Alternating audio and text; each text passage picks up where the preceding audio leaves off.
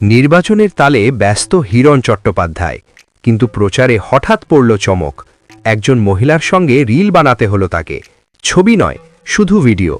ভিডিওতে দেখা যাচ্ছে মহিলা মন পাখি গানে নাচ করছেন, আর হিরণ পাশে লাজুক হেসে দাঁড়িয়েছেন। নাচের শেষে হাতও দেন মহিলার হাতে। এই ছোট্ট মুহূর্তেই নেটপাড়া হাসি খুন হয়ে যায়। কেউ লিখলেন, তোমার ধৈর্য সত্যিই প্রশংসার যোগ্য। কেউ আবার মজা করে লিখেছেন, কাল আমার শহরে দেব আসবে, আমিও বানাবো এমন রিল।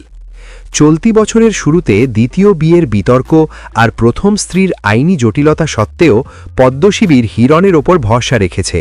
হাওড়ার শ্যামপুর কেন্দ্র থেকে তিনি প্রার্থী হিসেবে মনোনীত।